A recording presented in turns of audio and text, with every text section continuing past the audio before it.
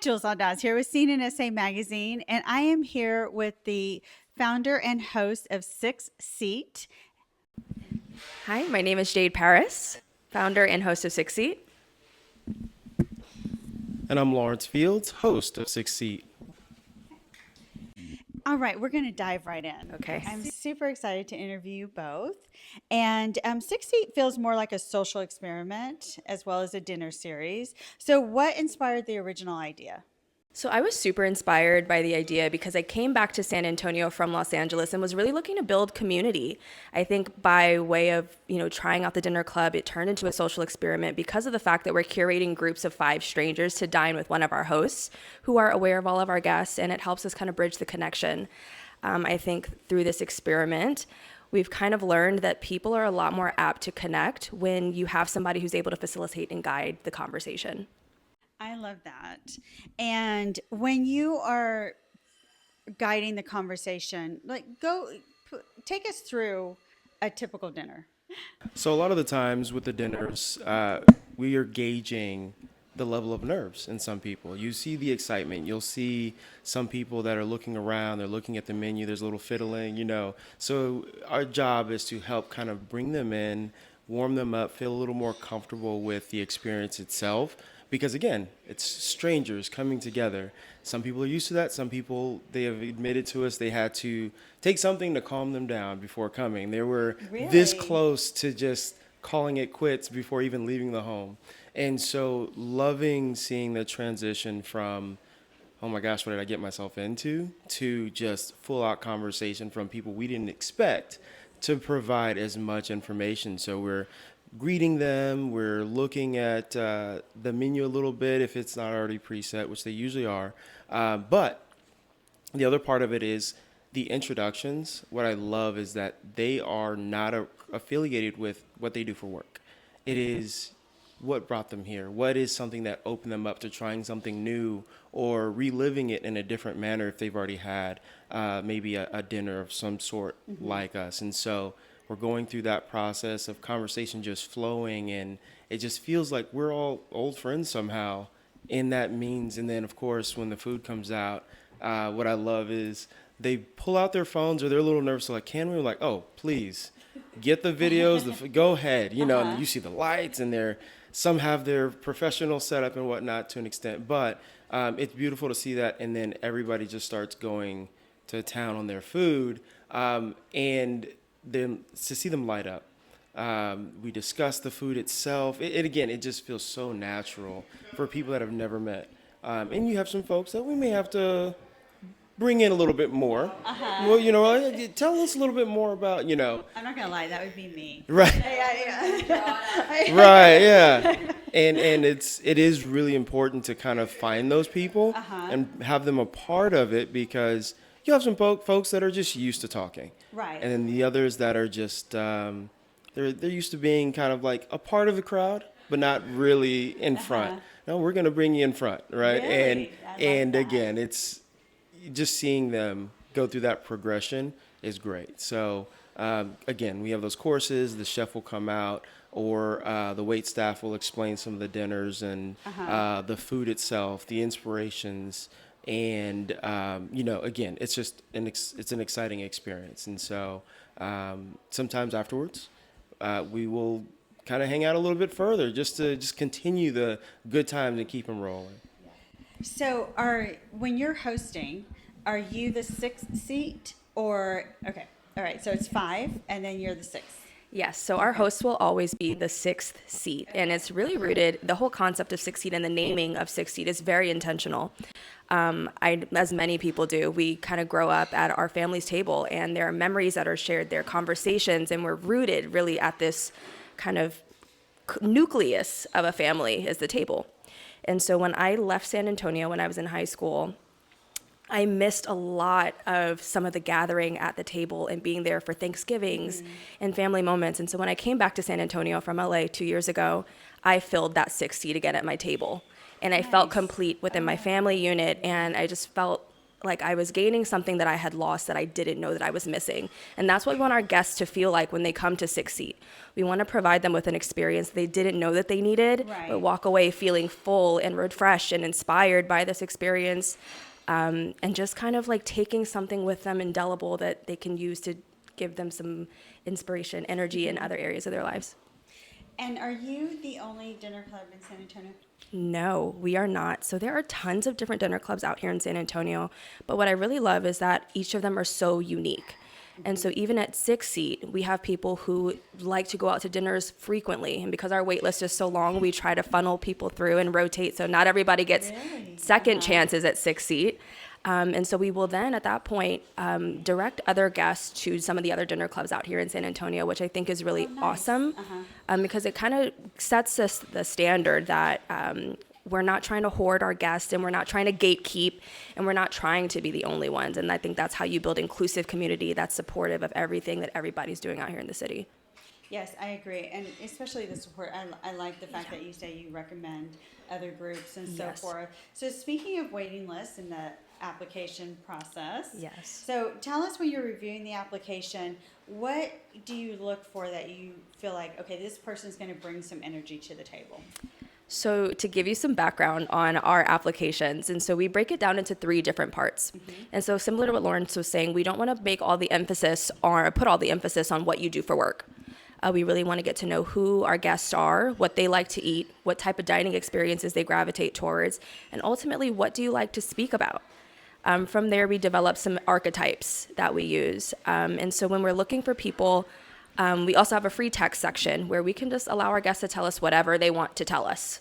And I really love that section because after having this questionnaire that allows you to really look at yourself from a different perspective that we normally don't look at ourselves from, you're allowed to kind of reflect on it. And we've gotten a lot of really great responses that I really use to help select guests. We balance quiet individuals who are a little more introverted with our big personality extroverts, I think you would say as well. And some people who are in the middle. And I think it creates a really great balance of energy, personalities. And we, again, as hosts, Lawrence and I really do try to focus on bridging the gap between all guests of all different social comfortabilities. And how do you decide which one of you host which dinner party? We alternate. We check our work schedules. Me and Lawrence both have full-time jobs. So we're like, what weekend are you free? So we also try to balance when we find chefs who have some really cool pop-up experiences or really cool menus, or right during a menu change before a lot of people have been able to go to the restaurant. We really want to be able to get our guests in right when menu changes or right when there's a really cool pop-up concept so that they feel like they're in on something before the city gets in on it. Oh, I like that. I was just going to ask how you decide on your restaurants. Yeah, so the restaurants, we try to find things that are new, fresh, new concepts, pop-up dinners from chefs that we may not have heard of. I think one of the really key points of Six Seat is that we want to support local restaurants as well as local chefs. And so we just want to be that bridge, right, to funnel people into the experiences that they may not be aware are happening, but we have some insider knowledge on what's going on. And do you try out the restaurants ahead of time yourselves? Sometimes. Mm-hmm. Sometimes. Do you? I know you eat a lot out too. Okay. That sounded judgy. I can cook a little, just saying. No, so a lot of them, which is so cool. So she'll be like, "Hey, there's this restaurant." I'm like, "Where's this been all my life?" And then there's some that's like, okay, yeah, I've heard of that one or I've been there before. I also think it's neat too because we get to experience at the same time the restaurant or even the food, because she stated before, sometimes the restaurant has been here for a little while, but now it's a new concept or a new creation or the menu has changed drastically. And so, but yeah, I would say a lot of the times it's probably 50-50 on places we've been or a new concept, but always looking for something new. I think our Instagram feed is full of just restaurants that we're sharing back and forth and new openings and closures to kind of see where we can introduce our guests to something new and fun and exciting. Okay. And this is a question for both of you. What's been one of the most memorable moments at a dinner party? I'll let you answer this one first. I need to think. We've had 14, 15 dinner services, so I'm going to pass this one to you first. I'd probably, Memorable moments. You know what? I had a service where we had a large age range. I wouldn't say large, but it was a bigger gap than usual. But what was funny about that one was everybody connected so well, being between, their mid to late 40s to someone that was in their early 20s. But you would have thought they had hung out many a times before. They had similar interests. You had people that moved into the city from two people actually moved in from different places, completely different backgrounds. And the way they gelled, it was actually very cool to see how they communicated with one another. And they, to this day, still hang on. There's probably several groups that have created group messages. They've gone out to do different things. But seeing that happen in real time, and not that it doesn't happen at other dinners, but I think it was, again, completely different backgrounds in what they do, their professions, what their interests were. But they were like, oh, yeah, that, like, it was just really cool. And then we got to meet someone that was on Next Level Chef, I believe. Okay. That was one of the chefs at the dinner, and we got to take pictures with her, and it was really exciting. And so, but yeah, for me, that's probably what I would take from it. I remember that service. I would say my most memorable service has been our first filmed episode. That dinner was hosted at Mesquite, and I was super nervous, and I picked the 5 guests and out of 1,300 applicants. And I looked through every single submission. I read every single story, and I picked these 5. And when I'm telling you, we got to the restaurant, we filmed the dinner service, and you could not tell me that these group of people had not met each other and had pre-existing relationships. Really? To this, they just hung out last Thursday, and we filmed this episode back in August. And so I think one of the really amazing parts of Succeed is, like, you can feel the energy. The group chat for that episode was created before we even left the restaurant, but I think it's also setting the stage to where people feel comfortable sharing their stories, right? I think an innate part of Succeed is that as hosts, we also have to make people comfortable to share who they are. And that's not easy to do a lot of times because we're kind of to ourselves, and it's vulnerable, right? And so I was able to kind of tap into that vulnerability on our first episode. The group gelled really well. We had an amazing time. We were laughing, we were joking, we were also telling personal stories about our families. We hang out to this day. We try to do one once a month, and we have just a really supportive community, I think, that we've built through this dinner. And I think it's just been really amazing to just see how this dinner that you don't really think is huge, right? You're going out with strangers, be something that changes people's lives. I can actually really see that. You never know who you're going to meet and who you're going to connect with. So I really think the unplanned for the participants is so lovely because it really, it does almost force them to. You never know. You might have somebody that wants to kind of be forced out of their shell, so to speak. And, that's usually the place they're going to connect with someone the most. So I think this is just such a great idea and great concept. Now, when you first started, you didn't film right away, correct? Correct. We did not start filming right away. And we initially weren't even going to film Succeed. And my coworker lives in Maryland. And she was like, I hear this idea. I see your vision. I wish I could just watch it. Like, I wish I could be a fly on the wall at this dinner just to see this beautiful idea executed. And I was like, okay, sure. I think when people say that, you're like, well, whatever. And then it just marinated for a little bit. Then we had our first dinner service, and I was able to see a group of strangers come together and share stories that they had never talked about before. And do they tend to be, have you found that some are a little bit more reserved because the camera's there? Or do you think that they just forget about it and go for it? Oh, on our very first episode and even our second episode that we filmed, it's just so comfortable and casual, and we try to make sure everybody comes in a little bit more relaxed. I try to reassure them, like, this is no pressure, you do not need to perform. We just ask that you show up authentically. And so I think when we set that tone initially, that's what you're coming here to do, is just be yourself. If you're quiet, that's fine. Let me bring that out of you. Let me make you comfortable enough to share a little bit more about who you are. And so, I think people are okay with the cameras at our film dinners because we set the environment.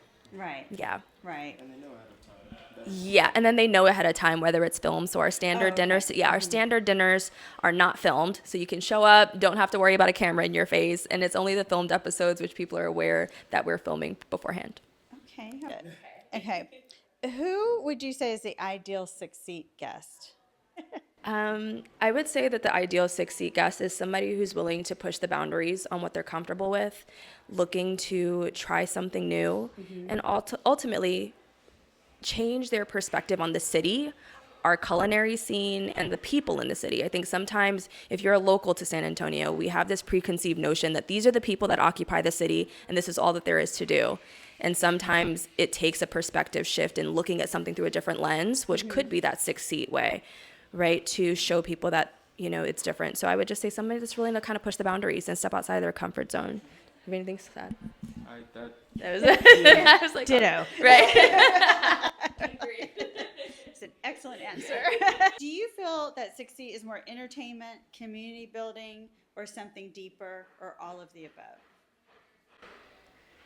I would say, as the founder, I hope it's community building, but also something a little bit deeper. I want people watching the docuseries and even coming to the dinner to feel inspired. I want you to hear somebody's story or even, listen to another guest who's doing the things that you want to do or maybe a little afraid to do. And hearing that story sparks something within you. It's more than entertainment. It's true community building. It's true connection. It's true vulnerability, things that I think we need in our community that are missing, that we have an opportunity to tap into. To add to it, as far as the depth, hearing guests share a similar background of something that is not always positive, right? They may have had a traumatic experience that they just went through, and they're sharing this with strangers. And then you hear another stranger to them say, I had that same experience. This is how I got through it. Or you will get through this. And then they can connect on that level. And again, we never know who we're going to run into, like was stated before. And we're all sharing similar experiences. This is just an opportunity for that to happen. So whether it's a positive deal or someone that's pushing through something that has someone that knows what that is about, it's beautiful to see. So as host, you're obviously not just attending the dinner, you're setting the tone for the evening. Yes. What challenges, if any, have you had doing that? And have you ever had guests, like, as a combination that were more quiet, or once they got there, you thought they would be outgoing? Did you have any challenges like that? I can say I've had at least 2 that I can count where, you read the form and you're set on this person being similar to to the form, and then they show up completely different, and not in a negative or positive way. Just it's different. And so as hosts, I think we set the tone, but it's also our job to adapt very quickly to either guests, having last minute emergencies and it's, 5-seat instead of 6-seat. And so I think one of the cool parts about it is that we've learned to adapt to people showing up a little bit differently, or maybe just having a bad day and still deciding to show up. And we have to adjust and know when to back off and know when to allow the conversation to flow with minimal or extra input. I think so. It's a lot of reading and working the room. I say, we love attending the dinners, but we're also kind of on the fringes, working the dinner and like making sure people are, included. It's a lot of like working the room, I would say, too. That's part of being a host. Well, speaking of working the room, so when everyone arrives, what's the first thing you observe in the group? I'll let you take this one. I think for me, understanding like if the quieter person or the quiet observer if they show up and they seem like they are that person, I'll probably talk to them. I might even start a conversation right off the bat just to kind of get them, I hate to say warmed up, but used to speaking, right? Because if they fade into, or they try to fade into the group, at least we built some sort of connection on something that's not dinner related, and so I'd say for me, that would be the first thing I notice is 2 things, actually. What they chose to wear. I know it sounds really weird, but It doesn't sound weird. right. I've never thought of that. That's Right. So interesting. Yes, Because I get that, though. yeah, in some instances, some people, let's say it's a really nice place to eat, right? if they've dressed up, if they've put on, like something that you would wear to a really nice dinner, it puts in a perspective of like how they see this experience and what they want it to be like. And so you kind of put on the clothes you want to be seen in, or your mood and things like that. And so I notice that as well sometimes. Okay. Interesting. So I'm start paying attention to what people wear now. you're like, note to self. Yeah, I'm like, note to self. This is a performance review. I'm failing. Well, but I do get, I do get that because of my profession, but also just in general, whenever I go somewhere, it's not, I'm always very careful because of what I do. It's not a judgment thing, but for me, it's the same experience. Like, what are they wanting to get out of this by the way they dress, or what are they showing, like at a performance? I'm always like, what are they showing the performers by, dressing up? And to me, when you dress up for, just say, I know this is not a performance, but I'm just saying, when you dress up for a performance, I think it elevates everything. And so I find that interesting that's what you see, because that's what I would see, so. One thing that Lawrence and I are very cognizant about when hosting Six Seat is showing up the way that we expect our guests to show up as well. This is not, I wouldn't say this is a casual dinner club, I guess, but we do expect the vibe and the tone to be a little bit more elevated. We want people to show up and respect the space and show up the way that we show up. And so we make sure that whenever we're doing events for Six Seat, we are representing the brand in the way that we want it to be perceived. And so I think that's a really key element when we're looking at how people show up and how we show up and conduct ourselves in public, outside or inside of Six Seat. Right. It's to just maintain that standard that this is a space to be respected and this is an elevated space, and how do we conduct ourselves is indicative of that. Have you found that people show up differently if they're being filmed? And then my next question, my follow-up question, if you want to blend it in, is what are the differences between the standard dinners and the premium dinners? So I find that people don't show up very differently from the filmed episodes than the regular standard dinners. I feel like across the board, it's fairly similar. One thing that we do before the film dinners is we do brief the cast on kind of like what to wear based off of the restaurant. We want to make sure that across the board, the aesthetic, the energy that we want to convey, the theme of the episode that we're trying to get across matches what our guests are wearing and the overall feel of the restaurant. In terms of the differences between the standard and premium dinner services, our standard dinner services are going to be below $150. Okay. And so we try to keep it around 110, 100, depending on the restaurant, how many options there are. But in terms of our guest selection and how we expect people to show up, that is standard across the board for everywhere we go. But our premium dinner services are going to be over $150, and usually will feature special tasting menus or special pop-ups that are inclusive of the wine pairing or cocktail pairing. And so we try to kind of make sure that we have some really intricate, cool things that you can't see in the standard. Sometimes I plan dinner services where we'll have really cool concepts and themes that feel very immersive and experiential. Mm-hmm. And so we want you to be able to clearly tell the difference between, okay, this is a standard and we're going out to a regular dinner at a restaurant that I can go to whenever, versus this is an experience that I can only get once because this was curated specifically for Six Seat. Okay, nice. When you are putting together the dinners, are they monthly? Yes, twice a month. Okay, twice a month. You mentioned a theme. Do you have a particular topic that you're going to start with at the table, or how does it work? Do you just sit down and start chatting, or do you have like something specific in mind with the group of people you chose?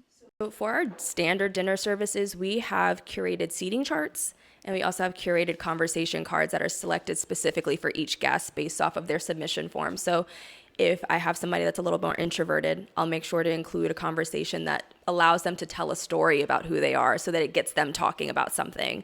If I have somebody that's a little bit more extroverted, I will give them a question that's not so storytelling, but it's kind of a hot take, right? Or something to kind of get people talking, because I know that my extrovert is going to have big opinions, big thoughts. And so that's how we kind of curate the conversation cards, but for our standard dinner services.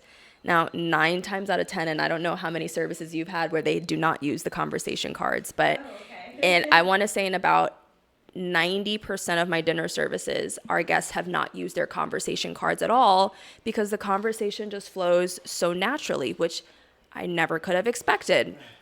And so I typically will start off a dinner service by, seating everybody, thanking them for being here. We do a toast once all the drinks come. And then I ask people, what made y'all sign up for a dinner with strangers? And I think naturally that lets us know as hosts where people are in their lives that made them want to push the boundary a little bit. For our film dinners, the central themes of those dinners are selected by me. I write our episodes, and 9 times out of 10, they're based off of personal experiences that I've had in my life. Okay. So that's how we kind of curate the film dinners. And I have a set of questions that I go through, and I asked the cast based off of what story we're trying to tell through the episode. Okay, so it's very curated. And yeah. Every detail is intentional with 6 Seat, down to the color schemes, name placards, what we ask guests to wear. Everything is intentional. That's amazing, honestly. I mean, just especially when you're saying the color scheme and everything is just down to every detail. That's really wonderful. So you said you had 1,300 applicants when you first started. Has it continued to be that large? Film dinners, yes. Really? We get a lot of submissions for our filmed opportunities. And I almost thought it would be the opposite. Yeah, no, people want to share their stories, but I also think part of it, and I don't know if you agree kind of on outside looking in, because I know I take a huge role in the filming of the episodes and planning of that, but I think people see the standard of which we film, right? This is not something that we're throwing together haphazardly. We have a production team. We take time to curate the episodes so that people know that when they're showing up to something, they're part of something that they're proud to say that they're a part of.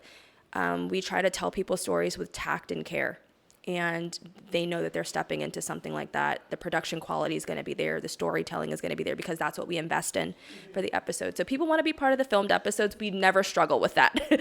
But for our regular standard dinners, we do see a wait list for certain dinners depending on where the restaurant is that we choose. Okay. I say we've consistently managed to get about 40 applicants per dinner over the last 15, if I could figure an average. Yeah, and we only select 5 out of those. And so we have people that have applied multiple times and haven't been able to get in. So do they apply just for one particular dinner? And then so if they don't get chosen for that one, then they have to reapply? Correct. Okay. Yes. All right. So what has this experience for the both of you? What have you learned from it? I'll let you start this one. I'm going to take a second to... Love giving me the hard ones. I think for me, it tells a story of people are people. Regardless of, we've discussed before, backgrounds, things that they've gone through, what they want to look forward to. It allows for us to realize that we are all going through something or looking forward to something, regardless of whatever bubbles we may be in, because we may be with our family all the time. We may be with certain friends all the time or coworkers, and stepping out of that boundary, you hear people that are like, they're similar that you've never met before. And again, I feel like it adds that little bit of eye-opening experience. It allows people to make new connections that they may not have thought about a week prior. Because let's say they stumbled on the page or a friend told them about it last Wednesday. They're like, you know what, I'll sign up. They get picked, and that happens. They're like, I didn't expect to. I just did it because why not? And it may change the trajectory of their life a little bit, right? I'm not saying 6 Seat is this world changer, but any opportunity to bring some people together that have never met and put them in a new experience, I think that's always something to look forward to. Yeah, I can definitely see it as a game changer for people. Yeah, I think I have learned the most about 6 Seat is just how to listen to people. I think we're kind of also in a world where we want to talk a lot about ourselves, but we haven't really mastered the skill of slowing down enough to listen to other people. And I also come from, a childhood friend group where sometimes we get stuck in the echo chamber of your friends pioneering behind you and saying like, yeah, you go girl. And it's like, really? And so it allows people who, again, just want to have their stories heard for what they are and not have, family members just kind of glaze over what you're saying because you've talked about that same situationship that you can't leave, 5,000 times and nobody cares anymore. I I've learned that when you take time to listen, slow down, and care about what people have to say, that can be a life-changing moment if you feel like you haven't been heard in a while. Great. What if someone wants to apply? Okay. How do they find you all, and how do they apply? And what's the wait time? Okay, so they can find us on Instagram. So we're at sixth.seat. That's a little tongue twister. And then you can find us and apply on our website, www.sixthseat.com. Typically, the wait time is about 10 days. So we open up the applications typically on a Tuesday, and then we close them, I believe, on like a Sunday. So we have about 10 days that we use to place the app or post the applications, select the guests, notify everybody.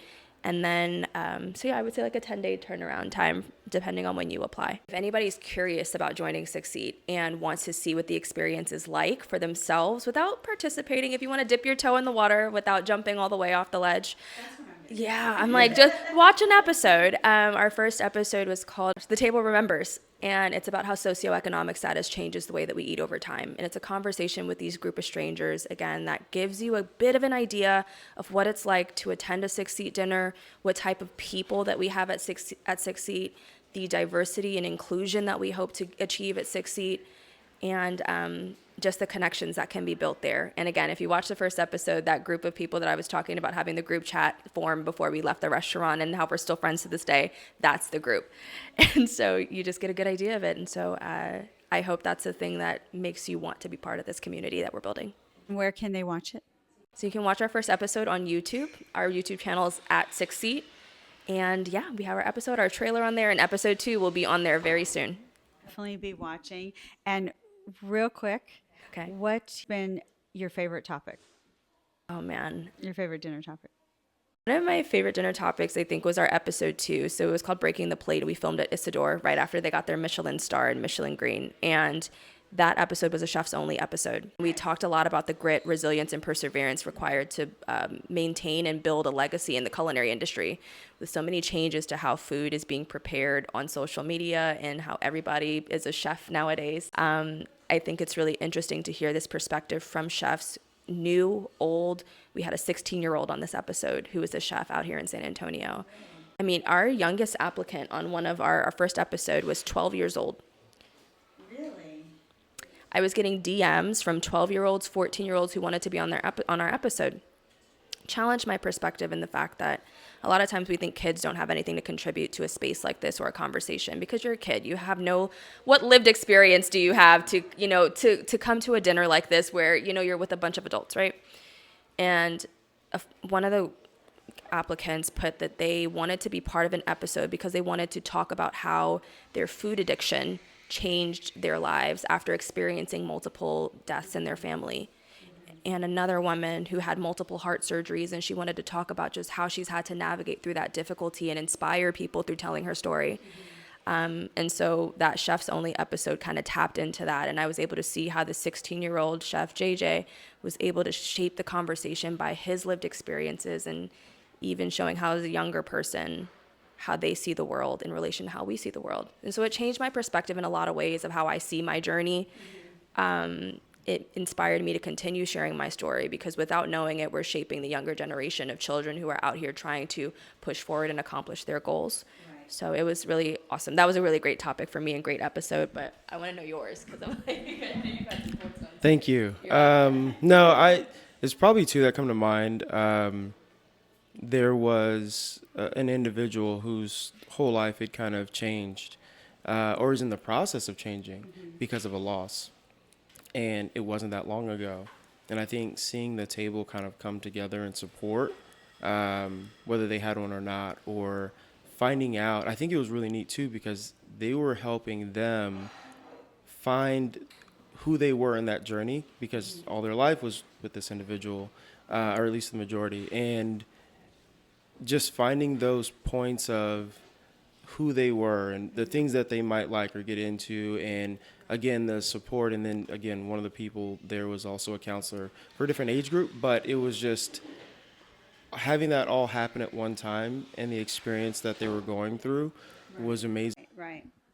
And I think going back to the youth, it also, what a good teaching moment for not only for the youth, but also for adults to actually stop and listen to our younger generation. Oh yeah, it was amazing. Just even bridging the gap, and I'm very mindful of when we select people, of including a wide age range sometimes, because sometimes as an older generation, I find myself, I find that I'm getting a little more stuck in my ways, right, and thinking patterns, and sometimes it's hearing younger people and share their experiences. I'm like, maybe I'm getting a little rigid. Maybe I need to open up my perspectives a bit. So it's been a challenge. Again, I show up to each dinner not expecting to walk away changed by, the things I experienced, but I always walk away with a tidbit or something I think about leaving it. And that's just what I want people to come and experience. And so we're hoping to do that through Succeed, changing hopefully people's lives, one day at a time. As far as the younger generation, like you said, sometimes we're like, what do y'all know? But this generation is living differently than we did, right? So their perspective on something could be eye-opening. We're like, I did not experience, we saw social media start. We saw the internet kind of kick off. But they're living in the space where they're surrounded by it. We didn't have that. So we could easily say, okay, well, what do you know? But like you stated, it's like hearing these kids discuss things. They're more advanced than we were in a lot of things that we didn't really discuss deeper topics that weren't about what music is coming out. And so it's really neat to see how that pans out. Right. Well, thank you both for sitting down with us at Scene in SA Magazine, and tell us one last time how we can find you. You can find us on Instagram at sixth.seat, or you can go to our website, www.sixthseat.com. Okay, all right, perfect. Thank you both. Thank you. Thank you.